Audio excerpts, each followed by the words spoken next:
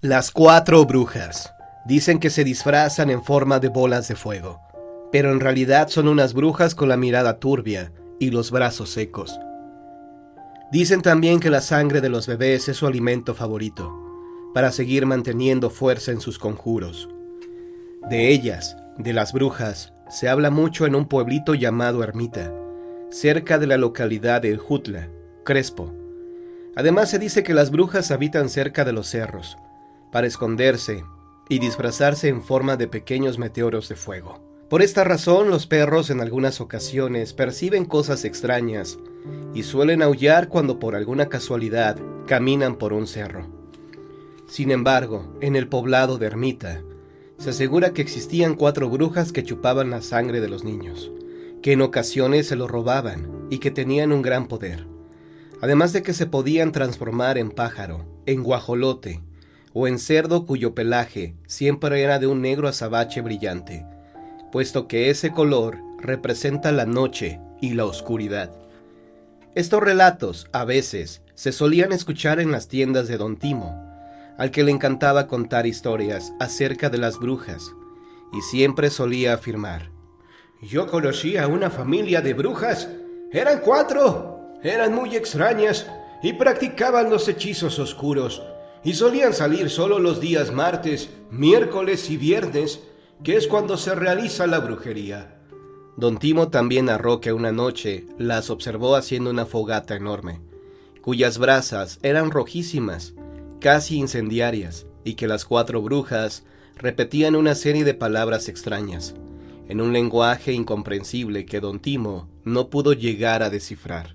Lo cierto es que también dicen que en medio de la lumbre, las brujas esconden sus piernas para volar, y que tras su conjuro, la hoguera se las traga y se transforman en bolas de fuego, que primero chocan entre sí para después volar y asomarse en las ventanas, y así poder chupar la sangre de los niños.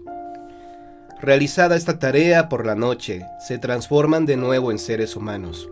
Hablan cosas extrañas y luego vomitan toda la sangre robada de los niños en una olla grandísima de peltre, que luego ponen a hervir y dan vueltas y vueltas al contenido, con un cucharón de madera enorme, como si fuese una sopa de muchas especies.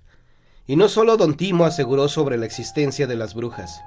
También la gente cuenta que en esta localidad en Ermita, un niño lloraba y lloraba con ansiedad. Sus padres pensaban que su hijo de pocos meses se encontraba enfermo, pues le habían descubierto un moretón grande en el cuerpo. El curandero del pueblo, que era muy conocido, les aseguró a los padres asustados que aquel moretón no era ni el piquete de una chinche, ni de ninguna araña saltona, sino del robo de las brujas. Por tanto, el viejo curandero le recomendó al padre velar toda la noche a su hijo, y cuando aparecieran las bolas de fuego, dispararles con un rifle sin titubear. Y así fue tal como lo hizo. Después de una semana en vela, las bolas de fuego quisieron ingresar por la ventana en la habitación donde dormía el bebé, a lo que fueron recibidas por una lluvia de balazos, y salieron del lugar despavoridas. La gente cuenta que solo una de las 4 brujas, que eran hermanas, sobrevivió y que llegó mal herida a su casa, y que ahí una sobrina joven y bonita, que desconocía las artes oscuras de sus tías, se asustó al verla y salió horrorizada pidiendo ayuda, pues la bruja tenía el cuerpo humano, pero el rostro y la cabeza de un gato negro, y al observarse en el espejo, la misma bruja falleció del pánico y de la humillación. Dicen también que su casa era oscura y que solo con pasar por ahí, a un lado del gran portón de madera, daba la sensación de que algo malo sucedía y que la piel se erizaba del horror. Aseguran también que su casa olía a azufre y que un grupo de hombres valientes ingresaron al inmueble para saber si se encontraba por completo deshabitada, y afirman que fue en la cocina donde hallaron todavía la olla de peltre aún con sangre espesa dentro de esta. Lo cierto es que acerca de las brujas, una amiga mía llamada Mariana, que también vive en Oaxaca, me platicó algo parecido sobre una de ellas. Me contó que había dejado bien abrigado a su hijo en la cuna, mientras ella iba a la cocina a prepararle el biberón.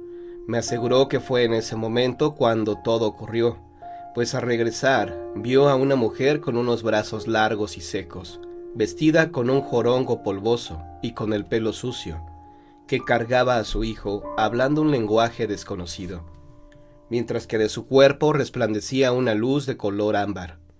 Mi amiga tenía miedo de que le hicieran daño al bebé, mientras la bruja decía que el pequeño era suyo y que se lo quería llevar. En ese momento, me dijo Mariana, yo no tenía miedo. Quería rescatar a mi hijo. Lo único que recuerdo que aquel forcejeo duró mucho tiempo, más de 2 horas. Además, mis papás se despertaron y al ver aquella situación se quedaron paralizados del horror. Entonces fue mi mamá la que empezó a rezar, mientras que mi papá recordó que con las semillas de mostaza se aleja a las almas malas. Yo creo que eso fue lo que me ayudó a arrebatarle el niño a aquella mujer extraña, que parecía cada vez más debilitada ante los rezos de mi mamá. Luego la mujer volvió a hablar con sus palabras incomprensibles y se convirtió en una especie de ceniza, que salieron volando a través de la ventana, para luego escucharse el graznido de un guajolote y el revoloteo de sus alas en el techo de la casa. Ha pasado el tiempo y aún no me explico qué fue lo que ocurrió, pero de lo que sí estoy segura es que esa bruja se quería llevar a mi niño para siempre, concluye mi amiga pensativa. De las historias sobre brujas en Oaxaca, también una comadre me contó que cuando su hija menor era muy pequeña, lloraba cada ocasión en que se apagaba la luz del cuarto. Ante su llanto insistente, el esposo de mi comadre se levantó rápido y prendió la luz. En eso, se escuchó algo revoloteando en el techo. Alarmados, mi comadre y su esposo fueron a ver a una hierbera del pueblo, a lo que la mujer les recomendó colocar rosarios y tijeras en forma de cruz dentro de su casa, ya que vivían muy cerca de un cerro, y en estos lugares habitan las brujas, pues ahí se esconden, y por eso siempre hay que tener mucho cuidado con los niños, las ventanas y las bolas de fuego.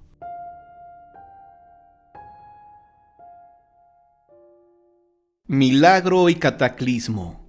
La imagen del Señor de las Misericordias, santo patrono de Tlalnepantla, fue regalada por el rey Carlos V a Hernán Cortés, quien a su vez la donó al convento de San Francisco de México. De ahí fue traída provisionalmente a la iglesia de Tenayuca y luego a la capilla abierta del convento de Corpus Christi en Tlalnepantla, Estado de México. En 1666, al ocurrir un incendio en la iglesia, el Cristo de las Misericordias se salvó milagrosamente, pues habiéndose quemado la cruz que lo sostenía, la escultura solo registró quemaduras en la espalda, semejantes a ámpulas en carne viva, por lo que fue llamada el Señor de las Ampollas. En el antiguo Teocalhueyacán, pueblo otomí situado a unos 3 kilómetros al poniente de Tlalnepantla, los frailes franciscanos edificaron un templo bajo la advocación de San Lorenzo, tal sobre las ruinas y hasta con el mismo material de que estuviera construido el antiguo Teocalli. A este nuevo templo acudía el pueblo a los servicios religiosos. Una noche, en medio de un estruendo inexplicable, el templo se hundió y de él no amaneció ni rastro. La gente quedó profundamente atemorizada. Ante tal pérdida, los habitantes de San Lorenzo, Teocalhueyacán, tuvieron que acudir a sus servicios religiosos a Corpus Christi, el templo ubicado en Tlalnepantla, en el Estado de México. Pero debido a la larga distancia que tenían que recorrer diariamente, optaron por construir en su región un nuevo templo. Entonces surgió entre ellos una duda inquietante. ¿No se hundirá nuevamente el templo? ¿Qué tal que se hunde y nosotros adentro? La solución fue sencilla, levantarlo en otro sitio, y fue en Atenco, junto al río, en la falda del cerro, donde se erigió el nuevo recinto, solo que en esta ocasión bajo la advocación de San Andrés Apóstol. Esta antigua leyenda aún corre de boca en boca entre la gente grande del pueblo. Misa del Carmen, leyenda de Chiapas. En el pueblo de San Cristóbal de las Casas, varios siglos atrás, vivía una mujer viuda muy respetada, llamada María Josefina. La gente la quería porque desde el momento en que falleció su esposo, había dedicado parte de su fortuna a ayudar a los desamparados. Solidaria, bondadosa, cariñosa, María Josefina lo tenía todo. Acostumbraba a asistir a las 2 misas del día, Por la mañana, salía de su casa antes que el sol para llegar puntualmente a la iglesia, y por la tarde, se daba cita antes que nadie en la iglesia del Carmen, a donde los fieles devotos como ella asistían cada día a escuchar la palabra de Dios. La nobleza de doña María Josefina la hacía considerada, y nunca creaba sonido que pudiera despertar a su criado para abrirle la puerta a tan tempranas horas del día. Lo sabía anciano, débil y enfermo, y prefería ella abrir y cerrar. Al regresar de su diaria e impostergable misa, María Josefina tenía esperándola un exquisito café caliente y unos panecillos para acompañarlo. Después del desayuno, continuaba su rutina para mantener la casa impecable y a los desamparados atendidos. En una ocasión, María Josefina despertó por las campanadas de la iglesia, que llamaba a todos sus fieles.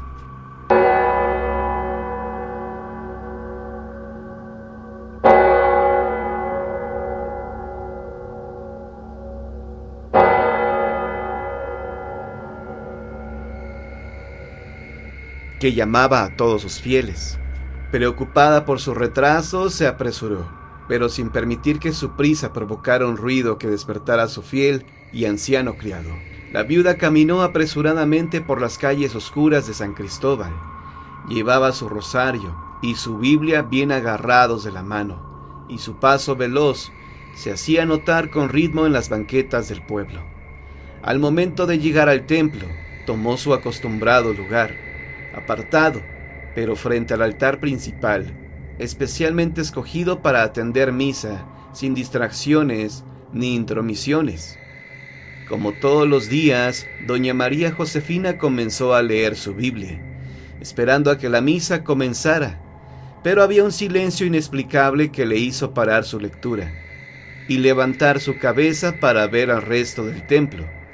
Al momento de incorporarse, se dio cuenta de que todos los fieles estaban sentados mucho más adelante que ella, y entró en pánico al percatarse de que todos los presentes no tenían cabeza. María Josefina no supo cómo reaccionar. Dio un gemido ahogado y vio que el padre que comenzaba a oficiar misa también estaba degollado. Sus piernas no reaccionaban. Su respiración se había detenido y su mente había quedado estupefacta. De repente sintió que una mano le apretaba el hombro. Con horror desenfrenado, decidió voltear a ver quién estaba detrás de ella. Recorrió el hábito del personaje y comenzó a tranquilizarse al ver que era un fraile, pero al momento de terminar de recorrer el cuerpo, se dio cuenta de que el religioso tampoco tenía cabeza, mientras éste le decía: «Hija mía, esta no es una misa para los vivos, es para los difuntos». María Josefina solo tuvo fuerzas para asentir levemente con la cabeza, y con un esfuerzo desmesurado caminó hacia afuera del templo. Su cuerpo se sentía pesado. Por más que quería escapar de ese lugar, no era capaz de acelerar el paso. Después de un inmenso esfuerzo, logró regresar a su casa, y mientras abría la puerta, comenzaron a sonar las campanadas de la iglesia, indicando que era la medianoche.